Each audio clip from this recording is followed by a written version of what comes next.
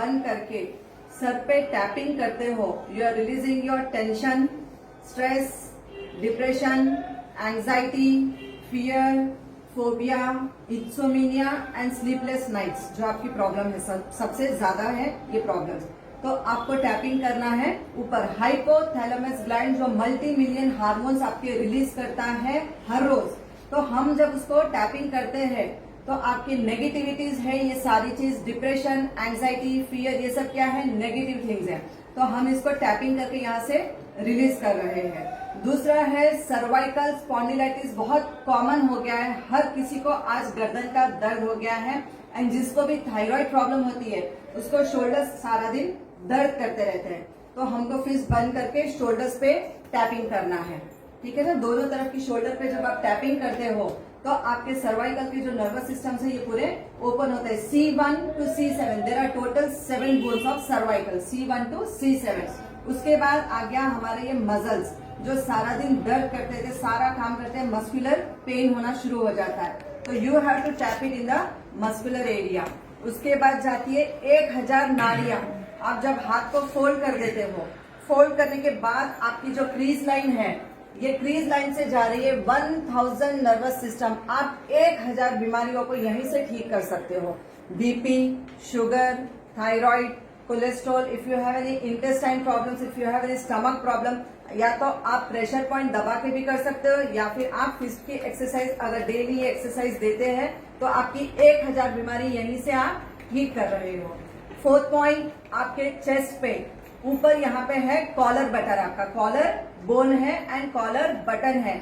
आप जब यहाँ पे टैपिंग कर रहे हैं तो आपको asthma, bronchitis, pneumonia, cold, cough, कोई भी problem related to your lungs and chest, कोई भी बीमारी है आपकी, तो आप जब कॉलर बोन पे टैपिंग करते हैं आपकी ये बीमारी खत्म हो जाती है। 5वां पॉइंट है आपका स्टमक एरिया, जहां पे आपका राइट साइड में है लिवर, सेम उसके ऑपोजिट साइड में है आपका स्प्लीन, जहां ब्लड बनता है। लिवर क्या करता है, सारे टॉक्सिन्स को क्लियर करने का काम करता है, लेकिन अगर लिवर में जमा हो गया तो आपको क्या करना पड़ता है, उसको cleansing, detoxification is must there. तो वहां पे जमा हो जाता है टॉक्सिन्स, तो टॉक्सिन्स को क्लियर करना होता है बाय टैपिंग। एंड स्प्लीन को एक्टिवेट करना, क्योंकि कई लोगों के शरीर में खून नहीं बनता है, ब्लड बनने में प्रॉब्लम होती है, कई बार थैलेसेमिया की बीमारी होती है और कई बार कैंसर। तो कैंसर की वजह से क्या होता है, खून खत्म हो जाता है, तो आपको बाहर से चढ़वाना पड़ता है। तो when you are tapping your spleen, आपका ब्लड बनना शुरू हो जाता है। उसके बाद बीच में आ गया पैंक्रियास। पैंक्रियास, जिसको भी शुगर की बीमारी है, जब आप पैंक्रियास पे टैपिंग करते हो आपकी शुगर की प्रॉब्लम खत्म हो जाती है। देन योर स्टमक, गैस में गैसेस, ब्लोटिंग, और कई बार हो जाता है कि पेट में एसिड बहुत हो गया है, वायु बहुत हो गई है। उसके नीचे आ गया यू फॉर यूट्रस, इंटेस्टाइन भी आ गए, लार्ज इंटेस्टाइन, स्मॉल इंटेस्टाइन। उसको जब आप टैप करते हो तो जिसको भी कॉन्स्टिपेशन की प्रॉब्लम है वहां से मल की सफाई होना शुरू हो जाती है। उसके नीचे आ गया आपका यूट्रस एरिया, और मेंस को आ गया है वहां पे प्रोस्टेट एंड टेस्टिकल्स, और लेडीज को आ गया है ovary, uterus, ovary, fallopian tube and vagina.